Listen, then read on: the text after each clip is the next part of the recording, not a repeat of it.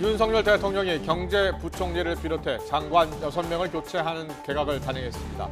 새로운 경제부총리 후보자에 최상목 전 대통령실 경제수석을, 보훈부 장관 후보자에는 강정혜 전 숙명여대 총장을 지명했습니다. 오늘 오후 2시 국내 기술로 개발한 고체 연료 우주 발사체 시험 발사에 성공했습니다. 이번이 3번째 시험 발사로 탑재된 지구 관측용 위성도 궤도에 안착했습니다. 북한이 우리 군의 정찰 위성 발사 이후 9.19 군사합의 파기의 책임을 연일 우리 측에 떠넘기며 참담한 파멸을 면치 못할 것이라고 위협했습니다. 통일부는 남한의 분열을 조장하려는 거짓과 억지 주장이라며 강력히 규탄했습니다. 중국에서 우리나라로 수출하는 산업용 요소의 통관을 보류해 비상이 걸렸습니다.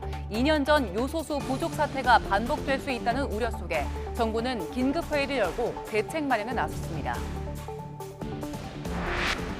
이재명 더불어민주당 대표가 경기도지사 시절 법인카드 유용을 묵인했다는 의혹을 수사하는 검찰이 경기도청 압수수색에 나섰습니다. 검찰은 이르면 올해가 가기 전에 이 대표의 배우자 김혜경 씨를 소환 조사할 계획입니다.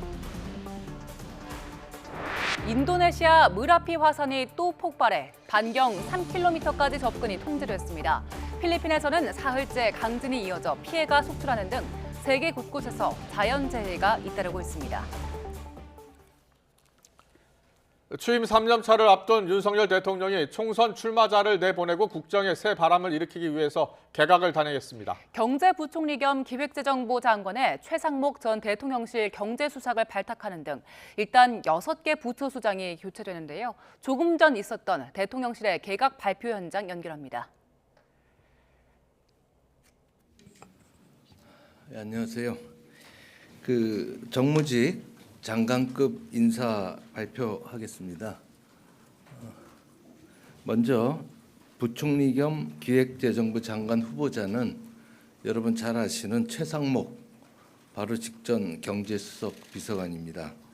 후보자는 정통 경제 관료로서 대통령실의 경제금융비서관도 하고 또 기재부 일청을 거치면서 거시금융 등 경제 전반에 걸쳐 아주 해박한 지식과 또 통찰력을 가지고 계신 경제정책 분야의 최고 전문가이십니다.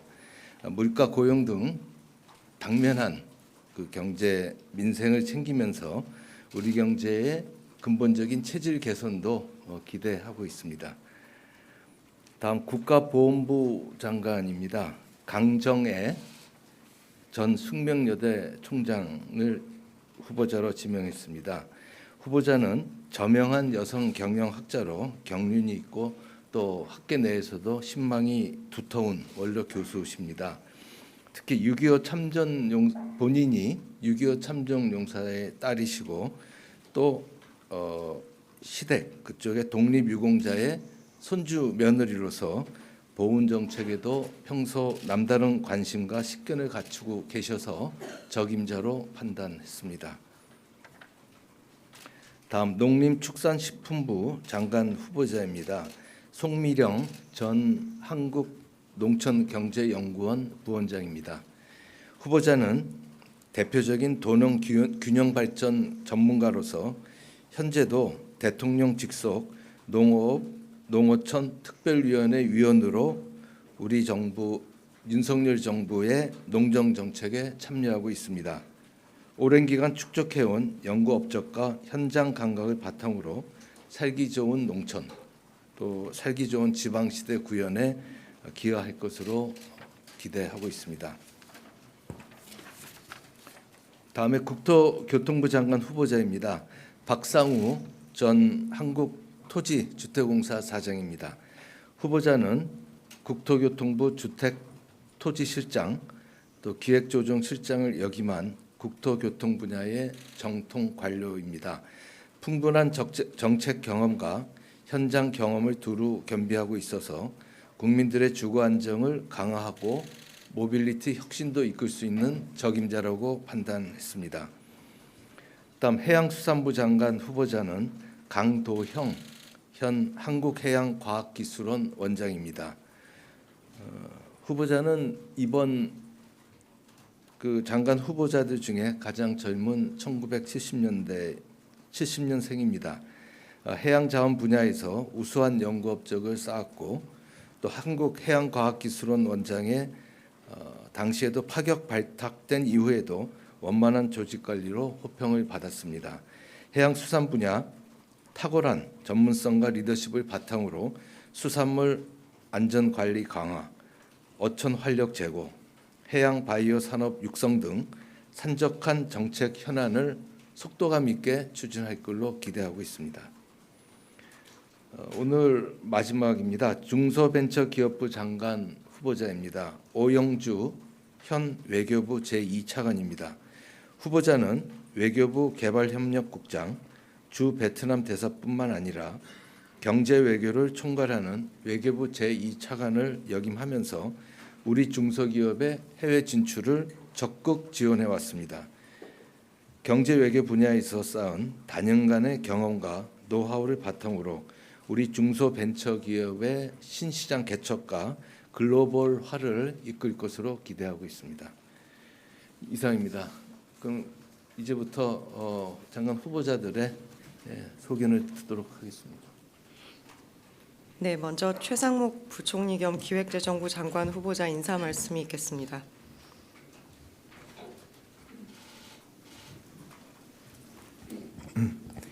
안녕하십니까. 최상목입니다.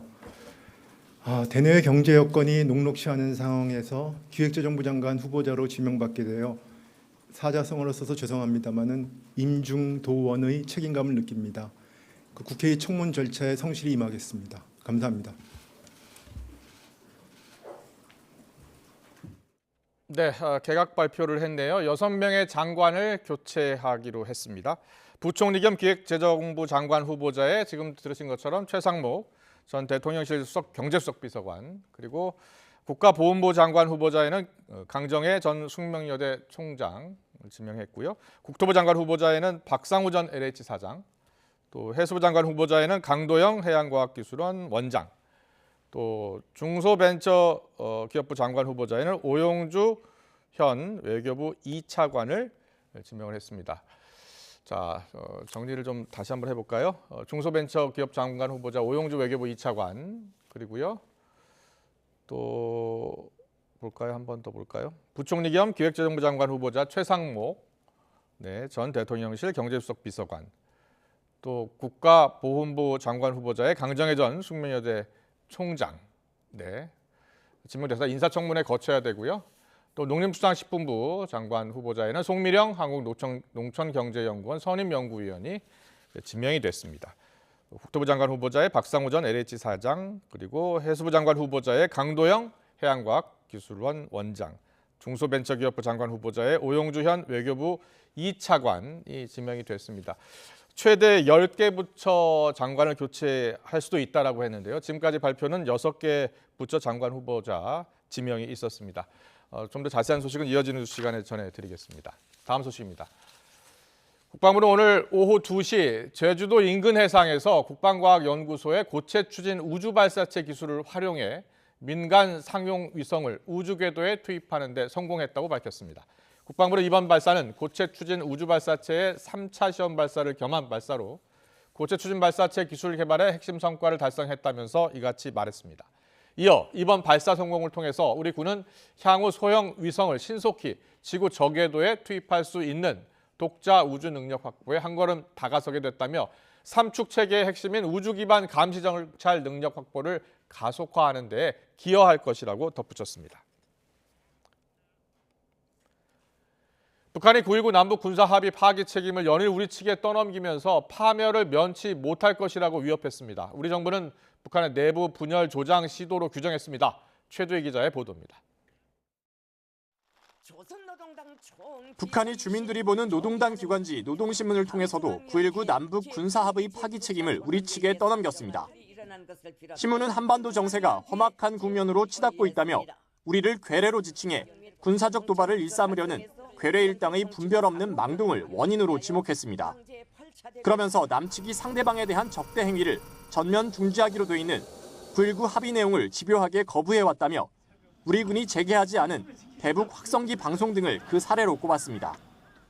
합의서 파기 책동은 군사분계선 지역에서 우발적인 군사적 충돌을 막는 최소한의 장치, 최후의 금지선이 완전히 날아가게 했다며 도발자들은 스스로 파멸의 함정을 판 꼴로 참담한 파멸의 운명을 면할 수 없다고 위협했습니다. 앞서 북한은 전날에도 대외 매체인 조선중앙통신을 통해 합의 파기 책임을 우리 측으로 돌리며 대한민국의 적대 행위는 완전 소멸로 이어질 것이라고 주장했습니다. 통일부는 우리의 정당한 조치인 9.19 합의 일부 효력 정지를 두고 북한이 거짓과 억지 주장을 반복하고 있는 데 대해 강력히 규탄한다고 밝혔습니다. 북한의 최근 움직임에 대해선 우리 내부 분열을 조장하려는 것으로 규정했습니다. 무리한 언어로 우리 국가 원수를 비방하면서 우리 내부의 분열을 조장하려는 시도를 하고 있는데 이는 북한의 저급한 수준만을 드러낼 뿐이며 아무런 효과도 거두지 못할 것입니다. 통일부는 또 북한이 상황을 오판하지 말아야 한다며 거짓 선동과 군사적 위협을 즉각 중단하고 대화와 협력의 길로 나오라고 거듭 촉구했습니다. YTN 최두입니다. 더불어민주당 이재명 대표가 경기도지사 역임 시절 법인카드 유용을 묵인했다는 의혹을 수사하는 검찰이 경기도청 등에 대한 압수수색을 벌이고 있습니다. 수원지방검찰청은 오늘 오전 경기도청 남부청사와 북부청사 그리고 법인카드 사용처 등 10여 곳의 수사관을 보내 자료를 확보하고 있습니다. 영장에는 이 대표가 업무상 배임 혐의 피의자로 적시된 걸로 알려졌습니다. 검찰은 경기도지사하던 이 대표가 배우자인 김혜경 씨가 법인카드를 개인적으로 사용한 사실을 알고도 묵인한 걸로 보고 있습니다. 검찰은 압수물 분석 등을 마친 뒤 이르면 올해 안에 김혜경 씨 등에 대한 소환 조사를 진행할 계획입니다. 민주당 이재명 대표 배우자 김혜경 씨의 법인카드 유용 의혹을 폭로한 전 경기도청 공무원인 조명현 씨는 모든 의혹의 몸통은 이 대표라며 법적 책임을 져야 한다고 주장했습니다. 최근 한 번도 경험해보지 못한 법카라는 책을 낸 조 씨는 오늘 국회에서 북콘서트를 열고 이 대표가 있는 국회에서 목소리를 직접 들려주고 싶어 이 자리에 섰다며 이같이 말했습니다. 검찰이 경기도청 압수수색을 진행하고 있다는 속보를 북콘서트 시작 전에 봤다며 이는 개인의 힘이 아니고 국민 모두의 힘 덕분이라 생각한다고 덧붙였습니다.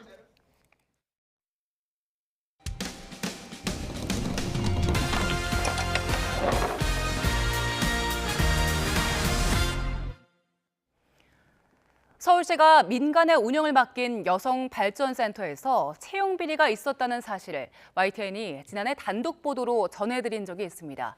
그런데 이를 폭로한 공익 제보자가 최근 일자리를 잃게 됐는데요. 어떻게 된 일인지 임예진 기자가 취재했습니다. 서울시가 여성 인력을 양성하기 위해 설립한 여성발전센터에서 2차례 부정 채용이 있었던 사실이 YTN 취재 결과 드러났습니다. YTN 보도 이후 서울시는 민간 위탁사업 관리를 강화했습니다.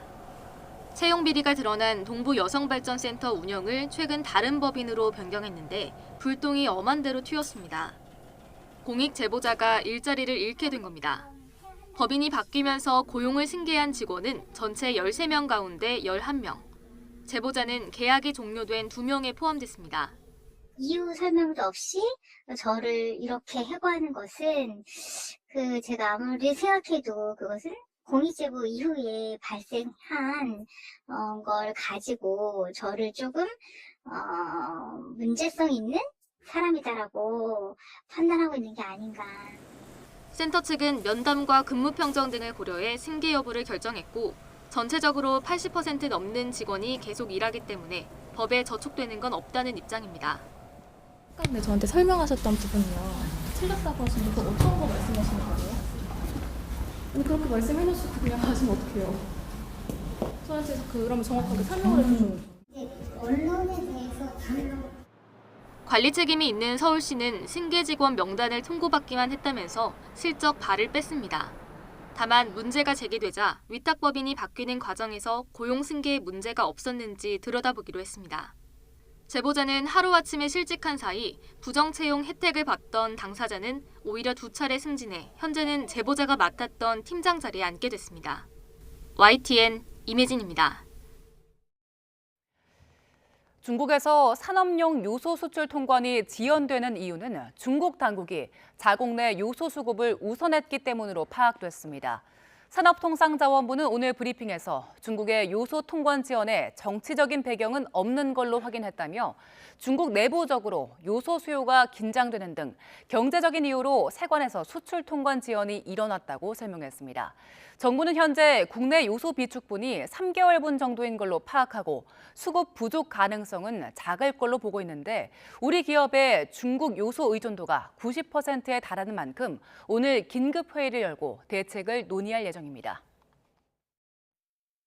YTN 김영주입니다.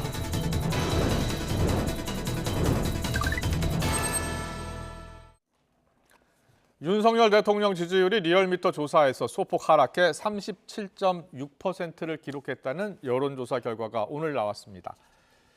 지역별로 보면 충청이 4.1%포인트, 그리고 부산, 울산, 경남이 3.1%포인트, 그리고 서울에서 2.8%포인트 하락이 눈에 띕니다. 갤럽 조사를 보면 윤 대통령 지지율은 긍정평가가 32%, 부정평가는 60%를 나타냈는데요. 부정평가 이후에 부산 엑스포 유치 실패가 포함이 됐습니다. 정당 지지도를 보면 무당층이 리얼미터와 갤럽 두 조사 모두에서 상승한 것으로 나타났는데요. 갤럽을 보면 2%포인트 오른 29%를 나타냈고요. 리얼미터에서도 무당층은 3.5%포인트 오른 13.9%로 나타났습니다. 여야 대표는 오늘도 충돌했습니다. 김기현 대표는 최근 나온 법원의 1심 판결문 내용을 설명하면서 이재명 대표, 문재인 전 대통령의 사과를 촉구했고요. 이재명 대표는 정상적인 국정 운영이 실종됐다며 대통령의 국정 기조 변화를 거듭 요구했습니다. 여야 대표 발언 듣고 여론 톡톡 풀어드리겠습니다. 김용 전 부원장의 판결문에는 이재명 대표가 120번이나 거론되었고 울산시장 선거 공작 사건의 판결문에는 임종석 전 청와대 비서실장과 조국 전 민정수석의 관여 정황이 명시되어 있습니다.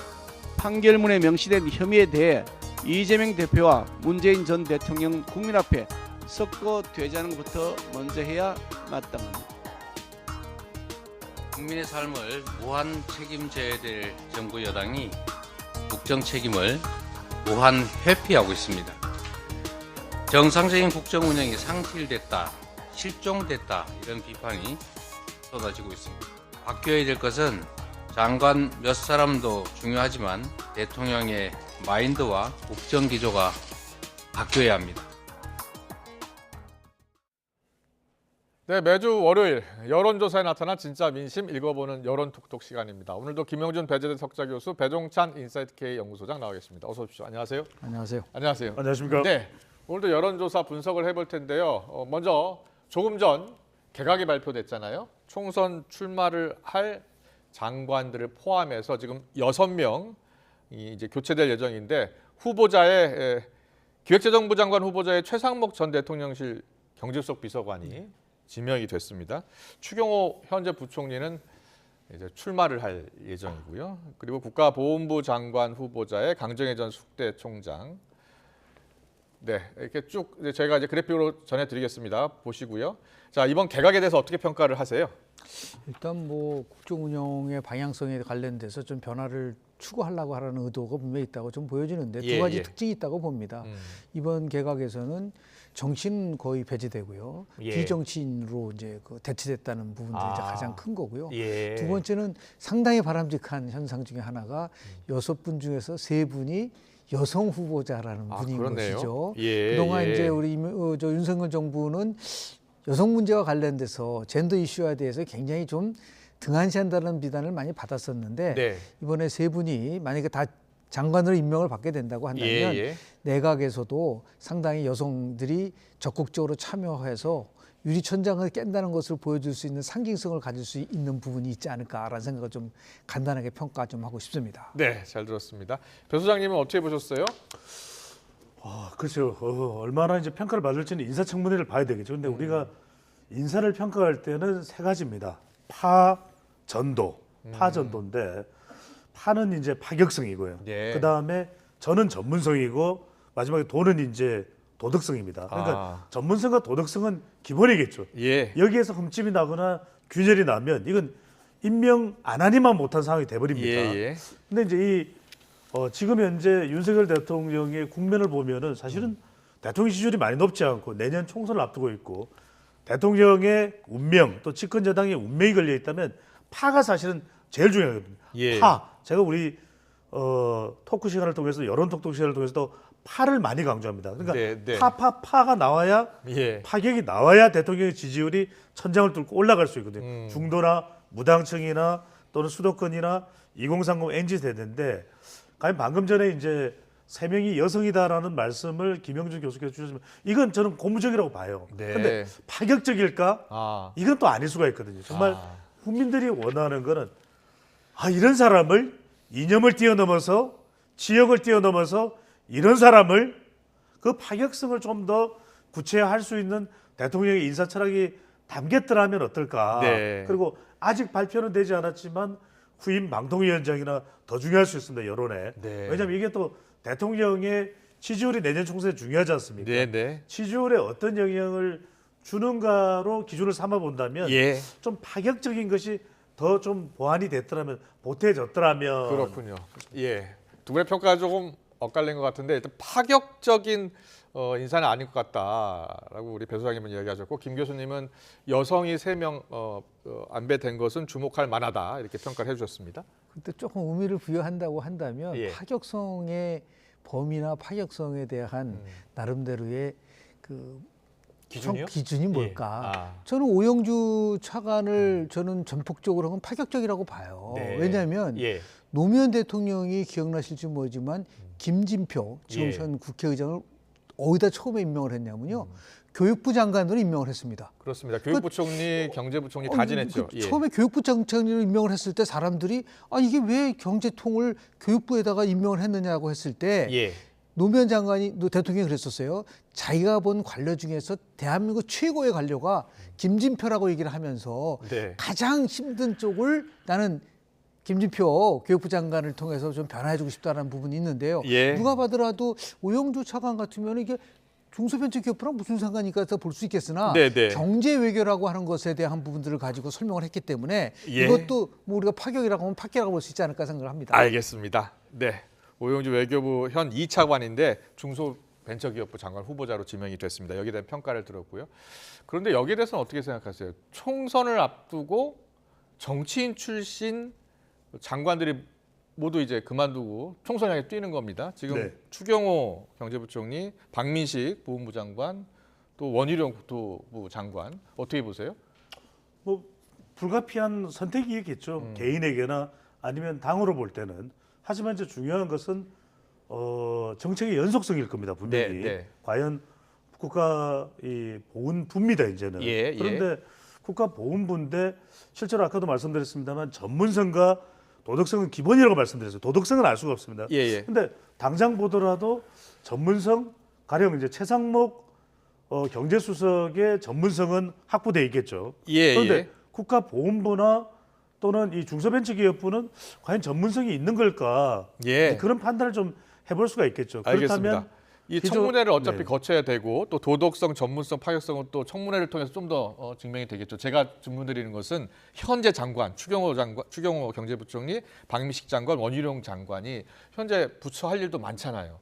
근데 그래서 총선을 위해서 뛰는 거 아닙니까? 그래서 예. 제가 드리는 말씀이에요. 왜 대한민국에는 걸출한 인재면 또 걸출한 인재라고 판단이 되면 선거를 나가야 되죠. 예. 그러니까 누군가는 또 남아서 윤석열 정부의 국정 운영의 성공을 위해서 기여를 해도 되는 거 아니겠습니까? 예. 그러면 그 자리에는 새롭게 발탁되고 경선을 통해서 인재 영입을 통해서 또 투입이 될 수 있는 거. 제가 그 말씀을 드리려고 하는 겁니다. 예. 연속될 부분은 더 연속되는 그런 결단과 희생도 주무부처의 장차관도 그게 필요한 거 아닌가. 지금 네. 뭐 영남 중진이다, 친윤 중진에게 불출마, 험지 출마를 이야기지만 그 희생이 예. 장차관에도 요구돼야 되는 거 아닌가라고 할 수가 있는 거죠. 알겠습니다.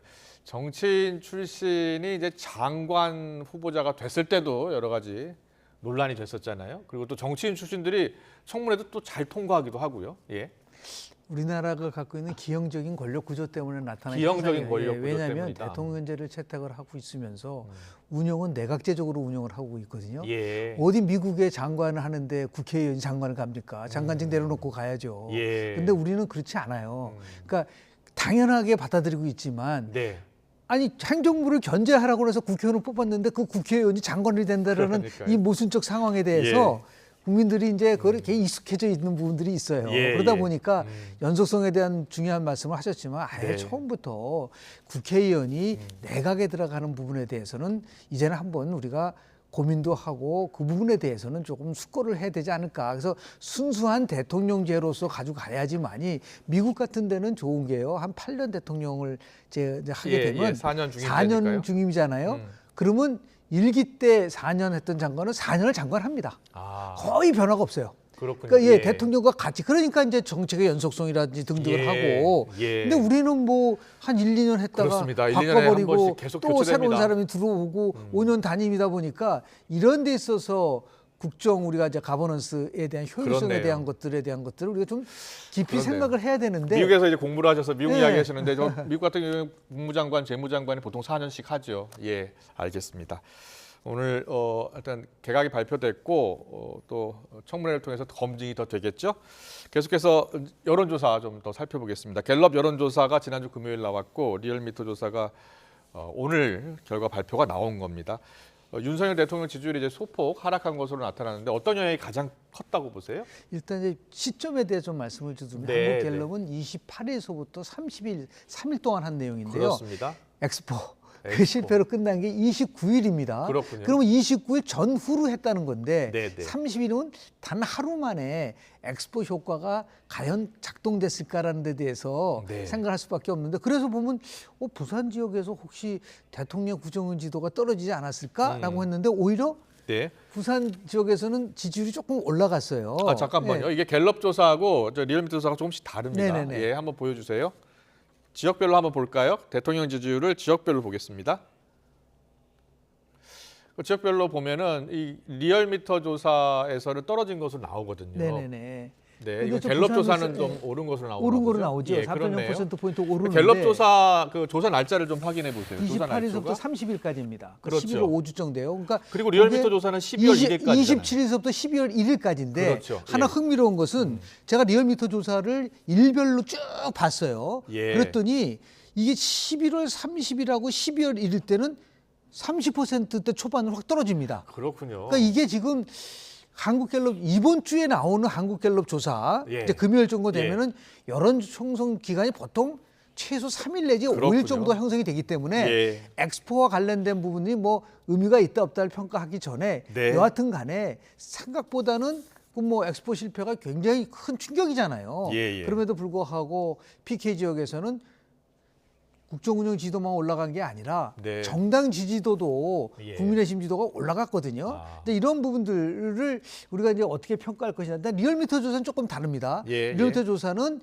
부산 쪽에서 보면은 대통령 국정원 지지도 떨어졌고 예. 민주당의 지지도 떨어졌고 국민의힘 지지도 떨어졌어요. 그러니까 정치권이 제대로 못하고 있구나라는 예. 민심이 부산 민심이지 않을까라는 생각 좀 자, 하게 됩니다. 정당 지도는 잠시 뒤에 좀 더 자세히 분석을 해드리고요. 대통령 지지율 분석하고 있습니다. 배 소장님. 그러니까 엑스포가 미치는 영향은 유치를 했더라면 올라갔겠죠. 이게 우리 여론 톡톡 시간에도 제가 분석을 해드린 겁니다. 유치했다면 올라가지만 유치를 못했다고 해서 내려가지는 않을 것이다. 예. 왜냐하면 이럴 종에 유치를 하게 되면 추가 요간이 있을 겁니다. 네, 분명히 자영업층이나 또 부산 지역이나 또는 30대의 기대감이나 왜냐하면 이제 10여 년 앞으로 이제 한 7년 뒤면은 대략 이제 30대가 40대가 되고 사회 중추 세력으로서 더 중요해지거든요. 예. 그런 기대감은 있겠지만 이걸 유치를 못했다고 해서 진영 간 대결 구도로 꽉 프레임이 짜져 있는 이 지지율이 움직이다 별로 안 움직여요. 그러니까 한국갤럽에서도 긍정평가위와 부정평가위를 한번 보여주십시오. 네. 보여주시면은 갤럽 조사에서는 1% 포인트 이제 지지율이 내려갔는데 지금 보시면은 부산 엑스포 유치 실패가 1%밖에 안 돼요. 1%네요. 그 이야기는 유치를 했더라면 긍정에서 부산 엑스포 유치 평가 이후로 한 5% 나왔겠죠. 예. 하지만 부정 이유는 그보다도 더 중요한 게 지금 부산도 그렇지만 전국적으로 지금 부정평가 이후에 넘버원이 뭡니까? 경제, 민생, 물가입니다. 예. 더 중요한 이슈인 이 이슈들이 자영업층 블루 칼라, 화이트 칼라 주부층에게 더 큰 영향을 주고 있는 것이죠. 네, 알겠습니다. 대통령 국정수행 평가. 일단은 조사 기간으로 봤을 때는 엑스포 유치 실패가 충분히 반영된 것 같지는 않다라고 이제 김 교수님께서 이야기해 주시고. 다만 이제 이 과정을 좀 봐야 되는데요. 정말 뭐 엑스포 유치하기 위해서 열심히 한 거는 맞지 않습니까? 네, 네. 결과는 정말 뭐 예. 동방불패가 아니라 동방참패가 될 정도로 예. 외교전에서 우리가 이렇게 참패당한 거는 굉장히 드문 케이스거든요. 네. 그럼에도 불구하고 뭐 대통령만이 아니라 뭐 재계 인사들도 열심히 한 거는 사실이지 않습니까? 다만 중요한 것은 예. 대통령이 실패하고 나서 바로 대부분 담화를 발표했어요. 네. 왜냐하면 이건 자신이 잘못한 자신의 부덕에 소치다라는 얘기한 것들이 나름대로 빠르게 예. 발빠르게 대통령이 이 부분에 대해서 자신의 소감을 얘기를 하면서 국민들에게 죄송한 거를 보여줬다는 것이 저는 모든 오히려 책임은 자신에게 있다고 저는 했죠. 그게 되게 예. 중요하다고 봅니다. 이런 부분들이 조금 이제 반영이 되면서 나름 굉장히 큰 폭으로 지지율이 알겠습니다. 떨어질 거라 생각했는데 그거를 좀 완충하는 효과를 가져오지 않았나 다음 주 생각합니다. 월요일에 한 번 더 시간이 볼게요. 없어서 짧게만 하고 예, 말씀해 왜냐면 주세요. 이게 중요한 데이터로 예, 예. 우리 시간이니까요. 지금 준비되어 있을 텐데 지역별 한국 갤럽의 대통령 직무 수행을 하나 좀 네, 보여주시면 갤럽으로 좋을 것 볼까요? 같아요. 그러면 네. 제가 왜 이 말씀을 드리냐면은 이 조사를 보실 필요가 있는 게 지금 부산, 울산, 경남은 갤럽 조사에서 올라갔어요. 네. 그래서 오히려 이거는 부산 엑스포를 앞두고 더 결집했을 수도 있고 예. 또 부산 엑스포 유치가 불발됐지만 미치는 영향은 제한적일 것이다. 왜? 그렇네요. 올라간 비율도 큰데 근데 지금 보십시오. 예. 서울 내려갔죠. 네. 충청 내려갔죠. 예. 호남이 내려간 폭을 보세요. 11%나 내려갔어요. 그렇네요. 호남은. 그러니까 이거는 뭐냐면 다른 이슈보다도 엑스포 그러면 광주 전라가 엑스포 때문에 내려갔겠어요? 그건 아니라는 거예요. 그래서 예. 오히려 지금 대통령에게 중요한 민생, 물가, 경제 이 이슈를 어떻게 다루느냐가 더 중요하다는 거죠. 네, 알겠습니다. 정당 지지율 계속해서 보겠습니다. 이번 정당 지지율 리얼미터 갤럽 조사의 특징 가운데 하나가 이 무당층 지지율이 좀 높아졌다는 거예요. 자, 무당층 지지율이 그거는 그냥 리얼미터 조사 결과를 좀 보시면요. 예. 지금 국민의힘이든 아니면은 민주당도. 더불어민주당도 동시에 하락했다는 거예요. 예. 그러니까 지금 한번 국회 상황을 한번 보십시오. 국회에서는 지금 뭐 연일 뭐 탄핵도 일어나고 있고 예산안 통과 지금 예. 못 시켜놓고 있고 그 안에서 여야 간에 극한 대립을 하다 보니까 예. 야 이거 정말 대한민국 정당이 이래도 되는 건가에 대한 나름대로 정당 불신이 굉장히 강해지면 강해질수록 예. 당연히 무당층이 높아질 수밖에 없는 거죠. 그렇군요. 예, 저는 예. 29%면은요 상대적으로 보면은 리얼미터 조사에서 저는 갤럽 조사고요. 갤럽 조사도 그렇고 이건 리얼미터 조사고요. 예, 전부 다 올라가고 있는 추세를 보이고 있는 거기 때문에 네, 네. 이런 의미에서 봤을 때 아까 대통령의 국정운영 기조의 변화 우리 네. 이재명 대표가 그랬어요. 국정운영 기조를 변화시켜야 된다고 얘기하는데 그렇습니다. 예, 그렇습니다. 야당의 대정부 기조도 바뀌어야 되는 거 아니에요? 예. 끊임없이 탄핵하고 끊임없이 예를 들어서 이 민생에 관련된 부분에서 발목 잡기 하는 데 있어서 이거는 여야 모두의 책임이라고 보는 것이지 어떠한 특정 계파에만 책임을 묻기는 어렵다. 예. 그래서 국민들은 봤을 때 현재의 정당 체제에 대해서 불신이 굉장히 강하고 이러다 보니까 신당에 대한 부분들이 조금씩 그런가요? 거론되고 예. 있는 것이 아닌가라는 생각을 좀 하게 됩니다. 어떻게 보셨어요, 소장님은? 두 가지를 말씀을 드려야 될 것 같아요. 첫 네. 번째는 뭐냐면 지금 양당에 대한 혐오감이 아주 짙게 드리워지고 있습니다. 그래서 이 정당 지도를 좀 더 크게 보여주세요. 저를 안 네. 보여주셔도 되니까. 예. 정당 지도를 저를 알만한 사람들 다 아니까 정당 지도를 보여주시면은 네. 지금 두 정당이 다 내려갔잖아요. 네. 그런데 어떻게 이렇게 다 내려갈 수가 있죠? 어느 한쪽은 올라갈 수가 있어야 되는데 양쪽이 다 내려갔어요. 또 예. 하나는 뭐냐면 방금 전에 말씀하셨던 대로 김영주 교수님께서 굉장히 예리한 분석을 하셨는데 더불어민주당이 그러면 과감하게 탄핵을 추진했잖아요. 검사 탄핵. 네. 그런데 왜 더불어민주당이 더 내려갔죠? 그거는 이 탄핵에 국민 공감이 있다면 여기에 대해서는 지지율이 더 올라갔을 거예요. 예. 그런데 그렇지 않다라는 건 뭐냐면 지금 뭐 탄핵이나 이런 건 정치적 행위일 수 있습니다. 그러니까 네. 국민의힘도 마찬가지로 지금 삐그덕거리지만 더불어민주당도 중요한 게 탄핵보다도 더 중요한 게 선거제도나 또 내년 전당대회를 앞두고 있는데 왜 지금 벌써 대의원이냐 권리당원이냐 이것보다도 민주당이 적어도 국회 다수당이면 과감한 혁신 정책이 나와야 돼요. 이 정도면은 정말 민주당이 낼 수 있는 혁신 민주당다운 정책이다. 없어요. 근데 또 하나 우리가 주목해야 될 부분은 여기서 이 무당층이 보면 13.9밖에 안 돼. 네. 그러면 대체로 이게 더 높아지고 이게 리얼미터 조사는 13.9%고 갤럽 조사는 29%예요. 예. 그래서 이제 이게 조사 방식의 차이는 있습니다. 네. 그런데 리얼미터도 사실은 더 높아야 될 거예요. 이건 무당층도 한 35, 36으로 두 정당보다도 더 높아야 되고 왜 더 올라가지 않냐?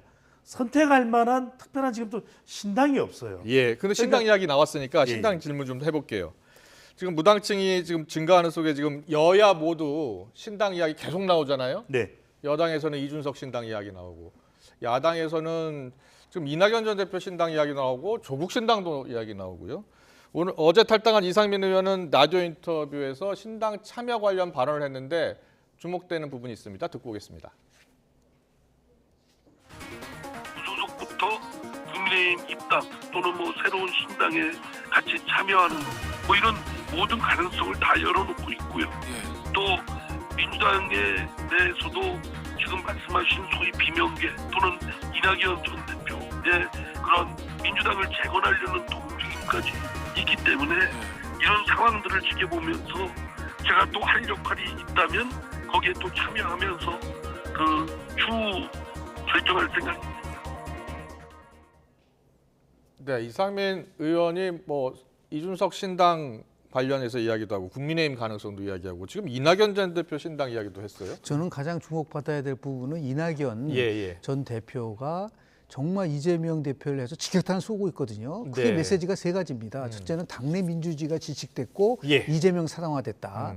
두 번째는 선거법 약속을 해놓고 나서 또 다시 복귀하려고 하는 데 대한 국민의 예. 신뢰가 무너지고 있다. 세 번째, 이재명 체제 가지고 과연 총선을 치를 수 있을 것인가? 예. 이 세 가지를 아주 굉장히 집중적으로 얘기를 하고 있다는 얘기는 뭐냐면 만약에 친명과 비명 간에 합의할 수 있는 비대위가 만들어지지 않으면 탈당할 수 있다는 것을 신당을 만들 수 있다는 것을 내포하고 있고 예. 그거의 선도 탈당을 지금 이상민 전 의원이 했다고 좀 봅니다. 예. 이런 부분에서 가장 핵심은 뭐냐면 현재 민주당이 과거 김대중 노무현 정신으로 되돌아가야 된다. 그렇지 않고 당이 지금 가치나 정체성이 과거보다 확연하게 차이가 나고 있는 부분들에 대해서 이낙연 전 대표가 지금 그 문제를 제기를 하고 있다는 것을 주목해야 된다고 저는 봅니다. 그렇군요. 네. 이상민 의원이 굉장히 이 여론 우리 톡톡에 분석을 했습니다. 네. 톡톡에 이 자료화면으로 나올 만한 분석을 했습니다. 왜냐하면은 민주당을 탈당해서 민주당 아니야.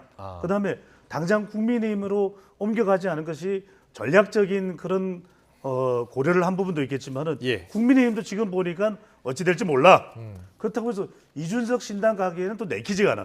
우리 여론조사 결과도 그대로예요. 예. 그러니까 어디라도 지금 이상민 의원이 선택할 만한 이상적 정당은 없다라는 겁니다.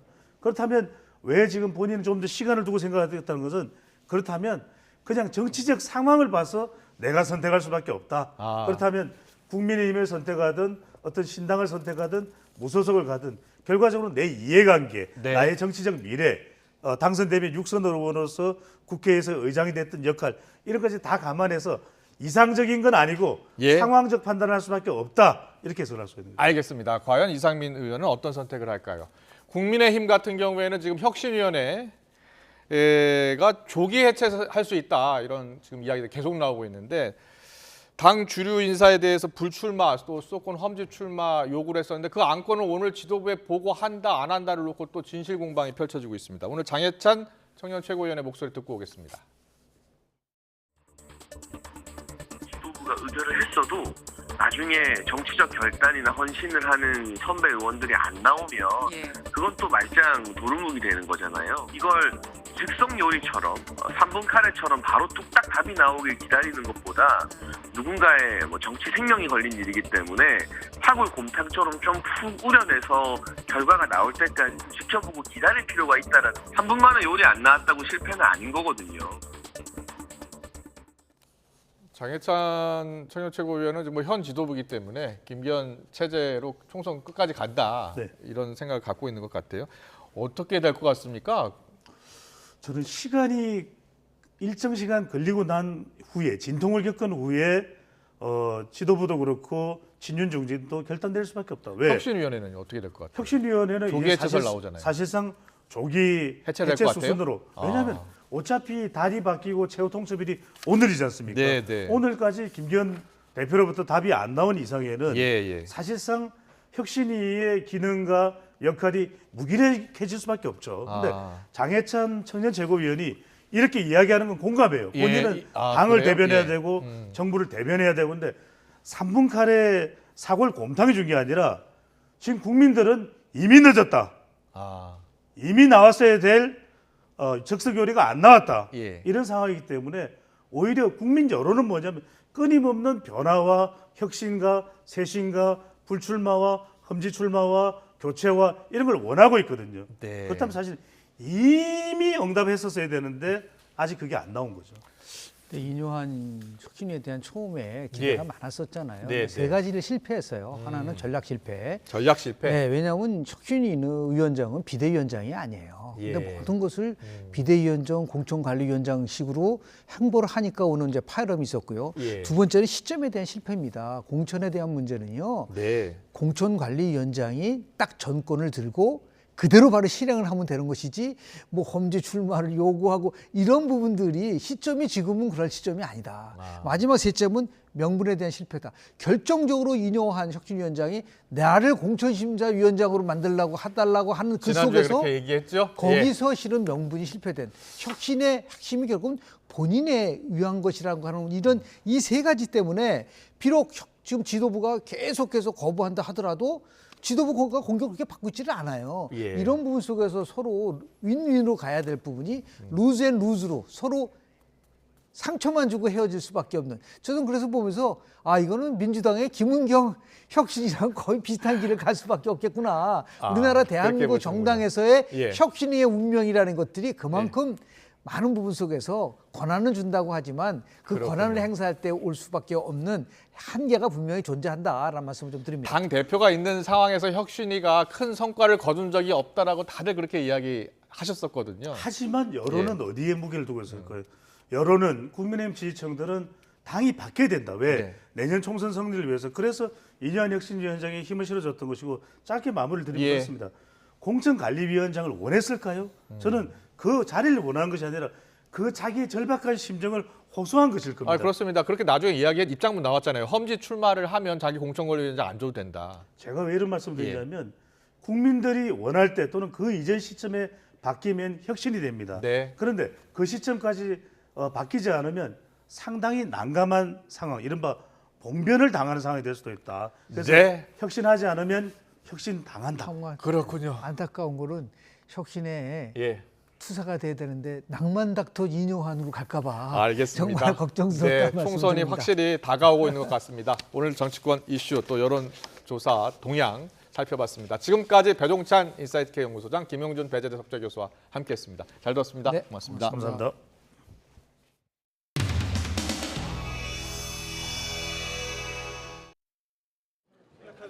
자, 의원 여러분, 자리를 정돈해 주시기 바랍니다.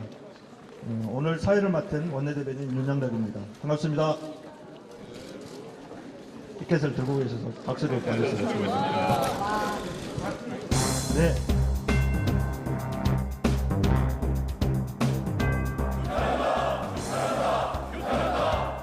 헌법유린 국회 무시. 다반사로 국민의 뜻을 그리고 국회의 결정을 뒤집고 있습니다. 헌정 질서를 훼손한 역사적인 날로 기록될 것입니다. 오늘 또다시 대한민국의 민주주의가 유린됐습니다.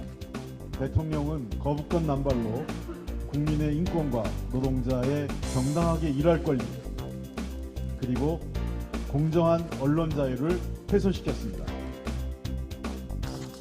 다음 검사 이정섭 탄핵 소추안은 가결되었음을 선포합니다.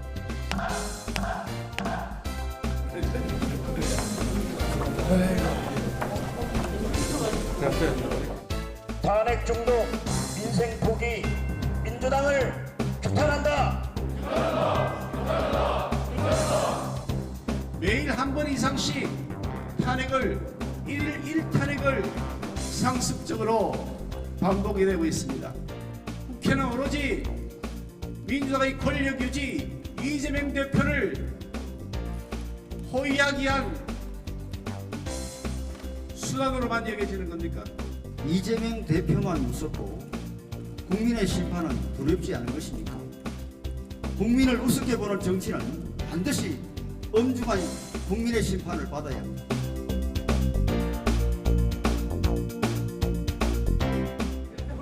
안 들어가 부장실? 네. 왜? 저 사장님 그냥 다 들어가죠. 사장님 다 들어가. 부장님 앉을 자리를 지정해 주십시오. 네. 편파적인 국회 운영, 국회의장 규탄한다. 국회의장 사퇴하라.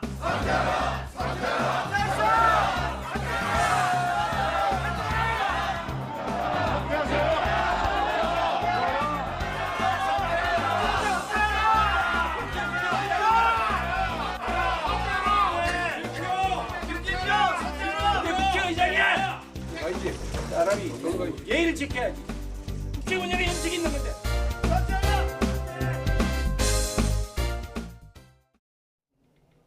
아침에는 영하권 추위가 이어졌지만 낮 동안 기온이 크게 올랐습니다. 내일은 서울 아침 기온 3도로 영상권으로 올라서겠고요. 한낮에도 14도까지 오르는 등 크게 춥지 않겠습니다. 다만 일교차가 10도 안팎으로 크게 벌어지는 만큼 옷차림에는 각별히 신경 써주셔야겠습니다. 한편 동해안 지역은 수일째 건조특보가 발효 중인데요. 이 지역에는 바람도 다소 강하게 불고 있습니다. 불조심해 주셔야겠습니다. 내일은 하늘빛이 다소 흐려지겠고요. 일부 중서부 지역을 중심으로는 대기 정체로 공기까지 탁해질 수 있겠습니다. 내일 아침 기온은 오늘보다 2도에서 7도나 높겠습니다. 서울이 3도, 대구는 0도에서 출발하겠고요. 낮 기온도 크게 올라서 예년보다는 포근하겠습니다. 서울이 12도, 대전과 대구는 13도, 부산은 16도까지 오르겠습니다. 당분간 추위 걱정은 없겠고요. 모레 오후부터 밤사이 전국에 비가 내릴 전망입니다. 지금까지 날씨 정보였습니다. 네, 이슈를 좀 더 쉽게 전해드리는 더 뉴스. 내일은 더 준비하겠습니다. 잠시 뒤에는 뉴스큐가 방송됩니다. 시청해주신 여러분 고맙습니다.